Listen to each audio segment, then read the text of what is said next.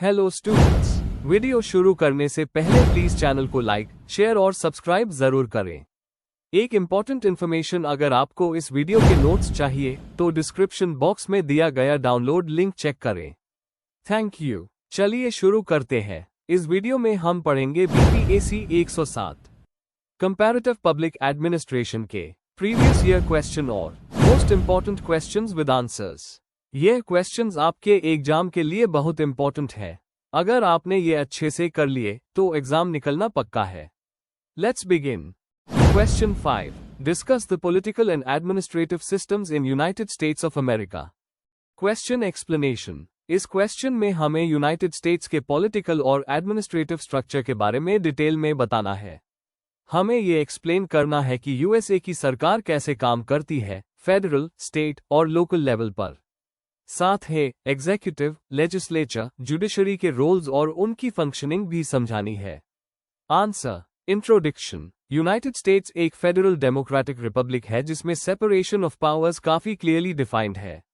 इसका political system constitution पर based है, जिसमें एग्जीक्यूटिव, लेजिस्लेचर और जुडिशरी के रोल्स अलग अलग दिए गए हैं। एडमिनिस्ट्रेटिव सिस्टम डिसेंट्रलाइज्ड है, जहां सेंट्रल गवर्नमेंट के साथ साथ स्टेट्स और लोकल गवर्नमेंट्स भी काफी एक्टिव है। यूएस का system checks and balances, transparency और स्ट्रांग ब्यूरोक्रेसी के लिए जाना जाता है। Main body. 1. Political structure of the United States. USA में प्रेसिडेंशियल सिस्टम है, जहां प्रेसिडेंट ही हेड ऑफ स्टेट और गवर्नमेंट दोनों होता है। 3 मेजर ब्रांचेस है। एग्जीक्यूटिव, प्रेसिडेंट के अंडर होती है जो लॉज इंप्लीमेंट करता है। लेजिस्लेचर, कांग्रेस, सेनेट और हाउस ऑफ रिप्रेजेंटेटिव्स जो लॉज बनाता है। जुडिशरी, सुप्रीम कोर्ट और लोअर कोर्ट्स जो कॉन्स्टिट्यूशन के मुताबिक सब देखती है। चेक्स एंड बैलेंसेस का सिस्टम इंश्योर करता है कि कोई भी ब्रांच दूसरी पे हावी ना हो। 2. Federalism and division of powers.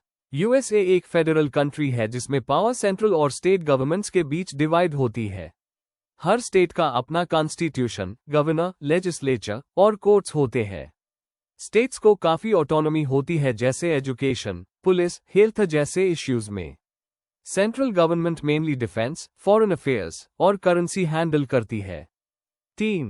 Administrative system and bureaucracy. USA की ब्यूरोक्रेसी मेरिट बेस्ड होती है और सिविल सर्विस सिस्टम के अंडर काम करती है। फेडरल लेवल पे डिपार्टमेंट्स होते हैं, जैसे department of state, defence etc, जिन्हें सेक्रेटरीज लीड करते हैं। Office of personnel management, OPM, recruitment और एचआर का काम देखता है। हर स्टेट और लोकल लेवल पे अपनी एडमिनिस्ट्रेशन होती है जो इंडिपेंडेंटली काम करती है। गवर्नेंस का फोकस एफिशिएंसी, सिटीजन सर्विस और रूल ऑफ लॉ पर होता है। 4. Unique features and practices. Judicial review. Supreme court किसी भी लॉ को अनकॉन्स्टिट्यूशनल डिक्लेयर कर सकती है। ओपन गवर्नमेंट, ट्रांसपेरेंसी काफी स्ट्रांग है, एफओआईए जैसे लॉस के थ्रू। इंटरेस्ट ग्रुप्स और लॉबिंग पॉलिसी डिसीजंस को इन्फ्लुएंस करते हैं। लोकल गवर्नमेंट्स भी काफी पावरफुल है, mayor, city council, school board जैसे बॉडीज लोकल गवर्नेंस को चलाते हैं। कंक्लूजन। यूएसए का पॉलिटिकल और एडमिनिस्ट्रेटिव सिस्टम एक मैच्योर डेमोक्रेसी का मॉडल है। कॉन्स्टिट्यूशन के फ्रेमवर्क के अंदर चलने वाला ये सिस्टम हर लेवल पे अकाउंटेबिलिटी और एफिशिएंसी प्रमोट करता है। फेडरल स्ट्रक्चर यूनिटी के साथ स्टेट्स को भी पावर देता है। इस सिस्टम को समझना मॉडर्न पब्लिक एडमिनिस्ट्रेशन के लिए बहुत इंपॉर्टेंट है। अगर आपको इस वीडियो के नोट्स चाहिए तो डिस्क्रिप्शन बॉक्स में दिए गए डाउनलोड लिंक को जरूर चेक करें। Thank you. Let's see the next question. Question 6, explain the political and administrative systems in Brazil. Question explanation. इस क्वेश्चन में हमें ब्राजील के पॉलिटिकल और एडमिनिस्ट्रेटिव सिस्टम को डिटेल में समझाना है। आपको बताना है कि वहां सरकार का स्ट्रक्चर कैसे काम करता है, जैसे कि एग्जीक्यूटिव, लेजिस्लेचर, जुडिशरी और एडमिनिस्ट्रेशन कैसे फेडरल, स्टेट और म्यूनिसिपल लेवल पर डिवाइडेड है। Answer. Introduction. Brazil south America का सबसे बड़ा देश है, जहां फेडरल रिपब्लिकन सिस्टम फॉलो किया जाता है। यहां प्रेसिडेंशियल डेमोक्रेसी है, जहां प्रेसिडेंट हेड ऑफ स्टेट और हेड ऑफ गवर्नमेंट दोनों होते हैं। 1988 का कॉन्स्टिट्यूशन ब्राजील के डेमोक्रेटिक सेटअप का बेस है। इसका पॉलिटिकल और एडमिनिस्ट्रेटिव सिस्टम समझना कंपैरेटिव पब्लिक एडमिनिस्ट्रेशन के लिए जरूरी है। Main body. 1. Political structure of Brazil. Presidential system. Brazil में प्रेसिडेंट डायरेक्ट वोट से चुना जाता है, जो 4 साल के लिए इलेक्ट होता है और एक बार री इलेक्ट भी हो सकता है। लेजिस्लेचर, वहां की पार्लियामेंट को नेशनल कांग्रेस कहते हैं, जो 2 हाउसेज में डिवाइडेड है, फेडरल सेनेट और chamber of deputies. Judiciary independent है और हर लेवल पर कोर्ट्स है। सुप्रीम फेडरल कोर्ट सबसे ऊपर होती है, जो कॉन्स्टिट्यूशनल मैटर्स हैंडल करती है। 2. Federal system and decentralisation. 3 levels of government. Brazil में गवर्नमेंट का स्ट्रक्चर 3 लेवल पर है, फेडरल, स्टेट और म्यूनिसिपल, जिसे कॉन्स्टिट्यूशन ने ऑटोनॉमी दी है। फेडरल गवर्नमेंट नेशनल लेवल के मैटर्स जैसे डिफेंस, फॉरेन पॉलिसी और फाइनेंस हैंडल करता है। स्टेट गवर्नमेंट्स, ब्राजील के 26 स्टेट्स और एक फेडरल डिस्ट्रिक्ट है। इनके अपने गवर्नर्स, लेजिस्लेचर्स और कॉन्स्टिट्यूशन होते हैं। म्यूनिसिपैलिटीज लोकल लेवल की सरकार होती है, जो अर्बन प्लानिंग, एजुकेशन जैसे कामों को संभालती है। मेयर और काउंसिल इलेक्ट किए जाते हैं। 3. Public administration in Brazil. Merit based civil service. Public service jobs mostly exams के थ्रू मिलती है।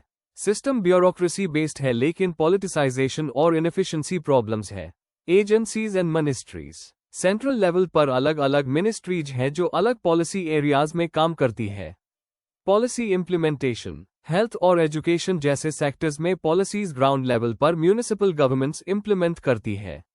4. की features and challenges. Democratic participation. Brazil में सिटीजन पार्टिसिपेशन स्ट्रांग है, जैसे पार्टिसिपेटरी बजटिंग, जहां लोग बजट डिसाइड करने में हेल्प करते हैं। Corruption and instability. कई बार करप्शन स्कैंडल्स, जैसे ऑपरेशन कावॉश, ने सिस्टम की क्रेडिबिलिटी को हट किया है। रिफॉर्म एफर्ट्स, एडमिनिस्ट्रेशन को मॉडर्न बनाने के लिए डिजिटल सर्विसेज और अकाउंटेबिलिटी मेजर्स इंट्रोड्यूस किए जा रहे हैं। कंक्लूजन, ब्राजील का पॉलिटिकल और एडमिनिस्ट्रेटिव सेटअप फेडरलिज्म और डेमोक्रेसी का अच्छा एग्जाम्पल है। वहां पॉलिसी सेंट्रल लेवल पर बनाकर लोकल लेवल पर इम्प्लीमेंट होती है। चैलेंजेस है, लेकिन रिफॉर्म एफर्ट्स भी चल रहे हैं। कंपैरेटिव पब्लिक एडमिनिस्ट्रेशन के लिए ब्राजील एक यूजफुल केस स्टडी है। अगर आपको इस वीडियो के नोट्स चाहिए, तो डिस्क्रिप्शन बॉक्स में दिए गए डाउनलोड लिंक को जरूर चेक करें। Thank you. Let's see the next question. Question 7. Examine the comparative perspective of new public management. Question explanation. इस क्वेश्चन में हमें न्यू पब्लिक मैनेजमेंट (NPM) का कॉन्सेप्ट समझाना है और बताना है कि अलग अलग देशों ने इसको कैसे अपनाया। हमें NPM के प्रिंसिपल्स, इम्प्लीमेंटेशन और रिजल्ट्स का कंपैरिजन करना है across countries. Answer. Introduction. New public management यानी NPM एक रिफॉर्म मूवमेंट है जो 1980 में आई थी, जिसका गोल था पब्लिक एडमिनिस्ट्रेशन को ज्यादा एफिशिएंट और बिजनेस लाइक बनाना। इसमें डिसेंट्रलाइजेशन, प्राइवेटाइजेशन और परफॉर्मेंस पर फोकस किया जाता है। कंपैरेटिव पर्सपेक्टिव का मतलब है कि कैसे अलग अलग देश NPM को अपने सिस्टम में लाते हैं और क्या रिजल्ट्स मिलते हैं। क्रिस्टोफर हुड जैसे स्कॉलर्स ने इस कॉन्सेप्ट को डेवलप किया है। Main body. 1. Core Principles of New Public Management (NPM). Performance based working, process से ज्यादा रिजल्ट्स पर फोकस। टारगेट्स और बेंचमार्क्स जरूरी होते हैं। डिसेंट्रलाइजेशन, अथॉरिटी को लोअर लेवल्स या एजेंसीज तक देना। Private sector techniques, contracts, competition और कस्टमर सर्विस जैसे प्राइवेट मॉडल्स का use. Accountability and transparency, audit, evaluation और रिपोर्टिंग पे फोकस। 2. अलग अलग देशों में NPM का use. A. United Kingdom (UK). Margaret Thatcher के टाइम पर सबसे पहले NPM रिफॉर्म्स लाए गए। प्राइवेटाइजेशन, परफॉर्मेंस टारगेट्स और ऑटोनॉमी इन पब्लिक सर्विस दिए गए। UK का मॉडल काफी कंट्रीज ने फॉलो किया। B. United States (USA). Clinton की नेशनल परफॉर्मेंस रिव्यू 1993 में NPM का असर दिखा। रेड टेप कम करना और परफॉर्मेंस पे ध्यान दिया गया। एजेंसीज को इनोवेशन का फ्रीडम मिला। सी. न्यूजीलैंड, सबसे अग्रेसिव NPM रिफॉर्म्स यहां हुए। Contractual working, performance based budgeting और सर्विस डिलीवरी अलग की गई। सिविल सर्वेंट्स को मैनेजर्स की तरह ट्रीट किया गया। D. Developing countries, India, Brazil. India में NPM के एलिमेंट्स गवर्नेंस, PPP और आउटसोर्सिंग में दिखे, लेकिन फुल इंप्लीमेंटेशन नहीं हो पाया ड्यू टू पॉलिटिकल और ब्यूरोक्रेटिक चैलेंजेस। ब्राजील में NPM अर्बन गवर्नेंस और सर्विस रिफॉर्म्स तक सीमित रहा। 3. क्रिटिसिज्म और challenges, cultural differences. NPM universal techniques मानता है, लेकिन हर देश की एडमिनिस्ट्रेटिव कल्चर अलग होती है। अकाउंटेबिलिटी का इशू, एफिशिएंसी के चक्कर में पार्टिसिपेशन और ट्रांसपेरेंसी कम हो जाती है। रिसोर्सेस की कमी, डेवलपिंग देश एनपीएम प्रॉपर्ली इंप्लीमेंट नहीं कर पाते। Equity problems, market based models गरीब लोगों को इग्नोर कर सकते हैं अगर मॉनिटरिंग ना हो। 4. पोस्ट एनपीएम और नए ट्रेंड्स, आजकल स्कॉलर्स पोस्ट एनपीएम अप्रोच की बात करते हैं, जिसमें कोलैबोरेशन और सिटीजन एंगेजमेंट पर फोकस है। लेस गवर्नमेंट से बेटर गवर्नेंस की तरफ शिफ्ट हो रहा है, स्पेशली कोविड जैसे क्राइसिस के बाद। अब हाइब्रिड मॉडल्स यूज हो रहे हैं जो ट्रेडिशनल और एनपीएम दोनों को बैलेंस करते हैं। कंक्लूजन, न्यू पब्लिक मैनेजमेंट ने पब्लिक एडमिनिस्ट्रेशन को काफी इन्फ्लुएंस किया है, लेकिन हर देश ने इसे अपने हिसाब से अडॉप्ट किया। एनपीएम ने एफिशिएंसी और इनोवेशन लाया, लेकिन इक्विटी और अकाउंटेबिलिटी के इश्यूज भी लाए। कंपैरेटिव स्टडी से ये समझ आता है कि एनपीएम हर जगह एक जैसे काम नहीं करता। फ्यूचर में हाइब्रिड मॉडल्स ज्यादा इफेक्टिव हो सकते हैं। अगर आपको इस वीडियो के नोट्स चाहिए तो डिस्क्रिप्शन बॉक्स में दिए गए डाउनलोड लिंक को जरूर चेक करें। Thank you. Let's see the next question. Question 8. Write short notes on the following in about 200 words each. A. Features of the prismatic Sala model. B. Concept of developmental management. Question explanation. इस question में हमें 2 concepts पर short notes लिखने हैं। पहले, हमें rigs के prismatic साला मॉडल के फीचर्स बताने हैं। दूसरे, डेवलपमेंटल मैनेजमेंट क्या होता है, उसकी इंपॉर्टेंस और रोल को एक्सप्लेन करना है।